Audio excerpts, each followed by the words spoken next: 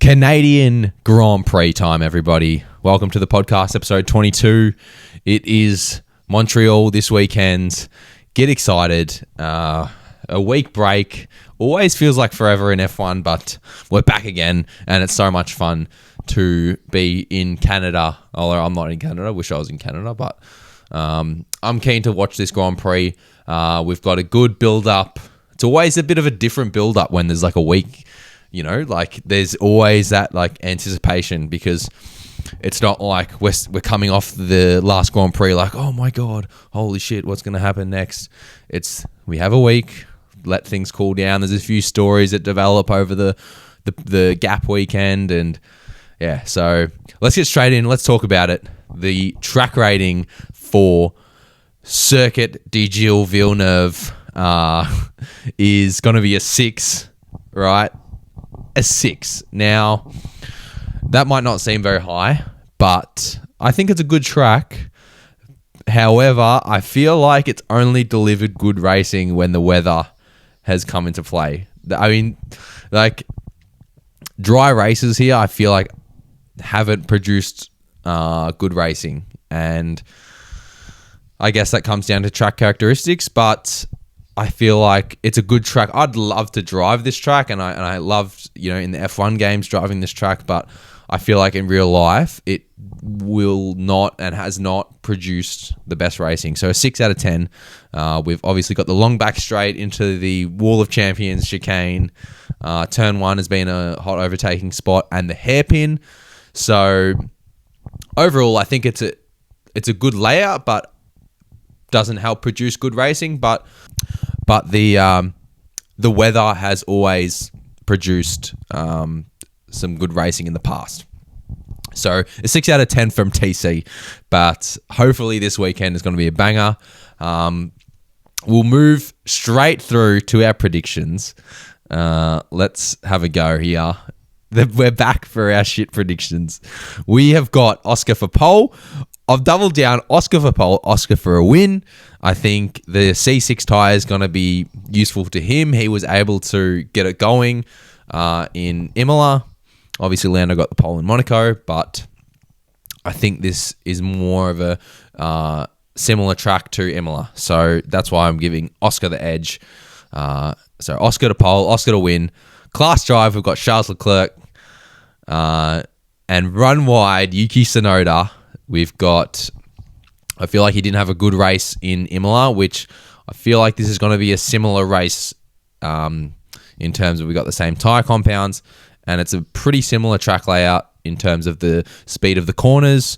And yeah, so that's why I've gone Yuki as the run wide drive. I think Oscar will, I mean, at least top 3 on the podium. I think Verstappen should get a podium here, and I think Russell will also contend for a podium other than the McLaren boys. And yeah, Tsunoda, I think, will be also nowhere compared to Verstappen. I just can't believe how crazy this gap is between a Red Bull, comparing Verstappen and Tsunoda. The gap is just remarkable. So let's talk a bit more about some stories over the week. 2026 calendar was announced, and Imola, the track we just spoke of, is gone. Gornskis. See you later. Thanks for coming. Pleasures the F1's calendar organisers, and they've kicked Imola out. And I've just seen a post on Facebook saying of the Imola president saying, like the president of the track or the event organizer, saying this is not the final word. So it'll be interesting to see what comes of that. But I think this was coming. I mean, Imola, 2 Italian Grand Prix probably wasn't beneficial to, the scope of F1, as they say. And Madrid is going to be the street circuit added, which will likely see Barcelona as gone as well. But Barcelona just has that contract in 2026. So that's why we'll have 2 Spanish Grand Prix next year. Australia confirmed to be first again, which I'm thrilled about. I think it's a deserving first. The vibes are immaculate for Australia as always. And what else we got? The other change was, Europe has been condensed more into a single stint, so that I guess for travel, like for example, now we go back to Canada, whereas next year it will stay in Europe. So essentially that means logistically, in terms of flights, which I think has been a priority of F1 for a little bit now, which makes a lot more sense to keep, the same continent for longer, so that the teams aren't traveling back and forth. And yeah, I think that's a good thing. I mean, we can't complain there. I think that's something, even if we don't necessarily like the order, it's not something that we can really complain about it if they're doing it in the eyes of, logistics. So so they'll go Miami, Canada, then Monaco, Spain, Austria, which I think is a good little tweak. And Barcelona will be first, and then Madrid will be at the end of the European stint. So I think that's a good breakup as well. And otherwise, it's fairly unchanged, which overall I think I'm happy about. I mean, the calendar's pretty good at the moment. We go to heaps of different circuits, so no complaints there. Haas, new livery. So Haas have gone for a throwback livery, and I think it looks fucking awesome. I honestly think it's better than their current livery, so definitely an 8 out of 10 for that. At least 9 out of 10. Come on. Yeah, 9 out of 10. I mean, it's a gun livery. I mean, the grey just looks better. The nose looks a lot better because on their current livery, the face of the car, the nose, just looks a bit funky with that white and black. But now it's just that one solid colour, which is great. And yeah, I really think it's a good change that they've done there. So, and Haas already on the ball with liveries this year. I mean, they've got a livery for everything. I mean, Japan, they had a banger, Miami. So, props to them for bringing out those liveries. Air quality. So, in Canada, there's been a lot of wildfires, and supposedly the air quality has been extremely low. And could this affect the car's performance? Obviously, the PUs are pretty sensitive, and with this hot air and I don't know, pollution, how does it affect engine wear and wear of other components of the PU? And we know that Mercedes have been having issues with their PUs, so it'll be interesting to see what transpires there, because I mean, we know McLaren runs Mercedes equipment, so could there be issues there? Will be interesting. I mean, hopefully not. I mean, otherwise it'll be sort of like a throwback, the good old days. Everyone talks about the good old days in F1 where cars actually broke down, mechanical failures were a real thing. Whereas nowadays the cars are so fucking reliable that we just don't worry about that anymore. But could something like this throw a spanner in the works? Would be very, very interesting. The C6 tyre. So I touched on that before with the McLarens. The C6, the softest compound, is back, so it'll be interesting to see what happens there. Going to be very exciting to see whether the tyre lasts, how many stops going to be required, and whether it's going to be a two-stopper. I think it will be. You might have someone daringly try the one-stopper, but I guess we'll find out. Verstappen won last time from Norris from Russell. And this was the race where Norris was closing in towards the end, but obviously couldn't get him. And next up, we were going to talk about Stroll. Lance Stroll obviously didn't race in Spain.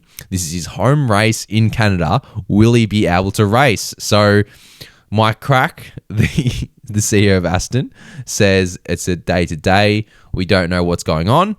The plan A is to race Lance Stroll, obviously, but obviously this time around, learning from their mistakes because they couldn't put a driver in after he qualified.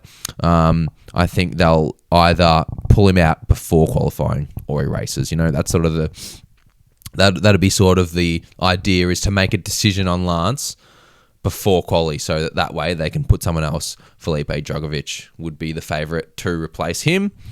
And yeah, what will be interesting to see what kind of pace Aston can bring. They've been on a bit of an uptick recently, so will that form play on? I mean, they were decent in Imola, so I expect them to, and Fernando was great in Spain as well. So, I mean, similar type of track. I expect them to be pretty decent. It'll be, very interesting. Williams, I think, is also another case. They came off a shocking Spain.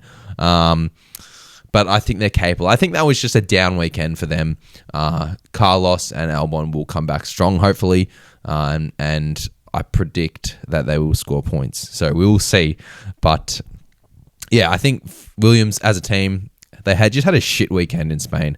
And, those weekends happen. So a good comeback is in order. And I think they'll be motivated, which will provide them a good result. What else? Red Bull looking to... So this was different in the news. We saw Red Bull looking to try some things with Yuki. Or was the other way around? Yuki wanting to try some things.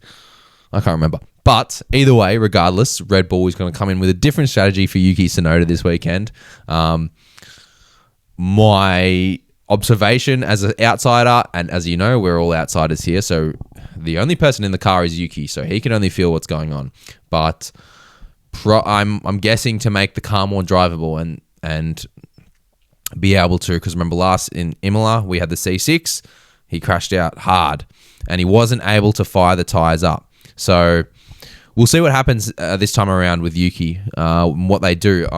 As I said, assuming to make the car more drivable. So that will be interesting to see how he performs. But can he just get in the points? I mean, I really hope he succeeds. Max is one penalty point away from a suspension as well. So that would be an interesting comparison if we got that. Hopefully he doesn't, because we want to see Max racing. Best in the world. We want to see him racing. But... he is one penalty point away from a suspension. So that would be crazy. And I wonder who they'd throw in. I mean, you'd say it would be Hadjar, but would they put Liam back in? Well, who knows? It would be just sick to see. I mean, then we'd really know what's going on, because imagine Hadjar comes in and he podiums Max's car. Then we know something's completely off if both cars perform sporadically like this, because Yuki was gunning it in the Racing Bull. So we don't know what's going on with that second car, but we'll find out. I'm sure we'll find out soon enough. So very, very keen. Who else? Ferrari. We talk about Ferrari real quick. Ferrari, they also have a team that's been on the uptick recently.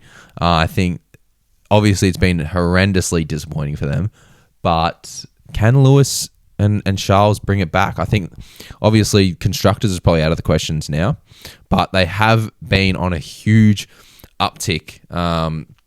Where are they sitting on the constructors standings? Let's quickly, just referring to the iPad here, mate.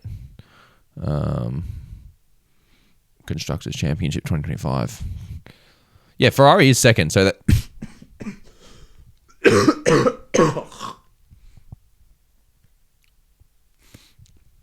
So referring to the constructors, Ferrari is second. So obviously a win is not in order at this stage with McLaren performing the way they are. But individually for the drivers, I think it's been disappointing. I think with the teams, I think it's been so many drivers taking points off another. That's why they're still able to be in that second, third, fourth race with Mercedes and Red Bull.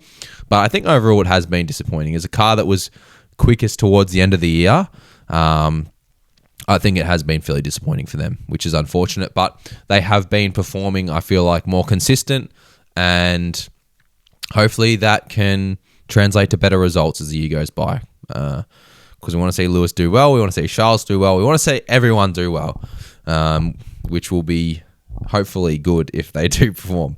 So that's Ferrari. We go Red Bull. We've done Red Bull. Mercedes. George Russell will be up there. How will Kimi do? I don't know. He's had some pretty bad luck recently, so question mark. Hopefully he's motivated. But I think George will be up there as usual. He'll be podium contention for sure this weekend, as long as they give him a decent car. Sauber. After Nico's class drive, who will win that Sauber race? Nico or Gab? Oh, well, Gab out qualified Nico, but Nico just had a gun race. So I think Nico probably outperforms Gab this weekend, but who knows? I don't think that car will be as good as it was last weekend, let's face it. But it's awesome to see that it was in contention, and it was so cool to see. So good on them, but I don't think that package is going to come with them to Canada to allow them to be up there like Nico was. So Racing Bulls, I think they'll be in the same position, sort of just average to nowhere. And Alpine, I really don't know. I don't know how to read them because I don't know what the fuck's going on over there. So we'll leave that to observation and we can see what's going on there. But there's a chance that Gasly could show flashes of pace, which he has throughout the year. So hopefully he can. And hopefully Franco can move up a little bit. So yeah, very keen to see what's going on. I think it'll be a bit of a bland race up the front in terms of the winner, because I think it's whoever's going to get that pole will go on to win, and it'll be sort of that gap race where we're managing gaps, we're managing tires, and we're passing through the pits. So it's going to be that sort of race, but nevertheless, the mid pack is always exciting, and yeah, keen for another Canadian Grand Prix. So we look forward to the weekend. We'll provide hopefully good racing. And yeah, we will see you guys for the review. Let me know what you guys think. Let me know your predictions. And love seeing last week someone banged on the predictions. So I want to see someone get that right again, because obviously I'm not fucking getting it right. So anyway, guys, take care. Have a good weekend. We'll see you next week.